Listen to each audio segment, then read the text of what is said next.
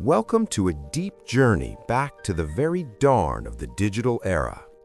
Today, we explore the birth of Google, a Stanford research project that forever changed how we interact with information.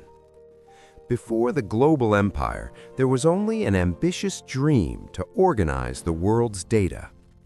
We begin at the absolute beginning of this incredible story. Look closely at this screen from November 11, 1998. This is one of the earliest documented images of the Google homepage. The interface is strikingly empty, appearing almost naked compared to the busy portals of that time, like Yahoo, Lycos, or AOL. There were two primary reasons for this extreme minimalism. First, Larry and Sergey were not professional web designers. They were mathematicians and systems engineers. Second, and more importantly, they were obsessed with speed and efficiency. In an era where most people used slow 56K dial-up modems that screeched when connecting, every extra byte of HTML code meant a delay in accessing knowledge. On this early version, there wasn't even a traditional search button with a label.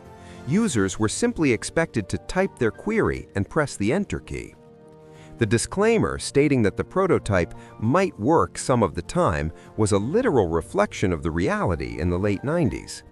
In those days, the entire system ran on a patchwork of borrowed hardware and hand-me-down parts.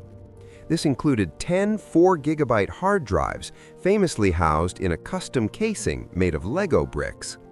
This choice was a clever engineering solution that allowed the founders to easily expand storage and improve cooling as their search index grew. They needed a modular system, and toy bricks were the perfect fit for a university budget. It is humble beginnings like these, working with plastic bricks and borrowed electricity, that remind us how much can be achieved with limited resources and a brilliant idea. By 1999, the iconic logo with the exclamation mark appeared on the page. This was a bold challenge to the market leader of that era, Yahoo. At this specific moment in history, Google's index contained approximately 25 million pages. While that seems like a tiny drop in the ocean today, it was a massive technological breakthrough in an era when most search engines often returned irrelevant results. The famous "I'm feeling lucky" button was a daring move. It took the user directly to the first result, bypassing the search results page entirely. This demonstrated the founders' fanatical belief in their PageRank algorithm. The innovation of PageRank was its mathematical elegance and its unique way of understanding human behavior. It didn't just count how many times a keyword appeared on a page, a method easily cheated by webmasters at the time. Instead, Google analyzed the entire topology of the web as a giant social network. It treated every link as a vote of confidence. It was history's first digital system of reputation and authority, recognizing that a link from a prestigious source like the New York Times was worth more than 1,000 links from obscure personal blogs. This deep analysis of web structure was the secret sauce that made search results actually relevant for the first time in history. In February 1999, the project officially outgrew the university dorms and moved into a small garage in Menlo Park. This garage belonged to Susan Wojcicki, a friend of the founders, who would later become the CEO of YouTube. At that point, Google was such a tiny, scrappy startup that their job listings were highly unusual. They placed a head chef almost on the same level of importance as their lead systems engineers. Larry and Sergey believed that high-quality, communal food was the foundation of innovation and productivity. They wanted to create a culture where engineers didn't have to worry about anything except solving the world's hardest mathematical problems. During this same period, the first ever Google Doodle featuring the Burning Man symbol appeared on the page. It was not a planned marketing campaign or a corporate brand strategy. It was actually a gone fishing sign. The founders were heading out to the Nevada desert and left the stick figure icon as a transparent way of telling their small user base that the team was out of the office. If the servers crashed, there would be no one around to fix them until Monday. This quirky tradition eventually evolved into the elaborate artistic celebrations and interactive games we see on the homepage today.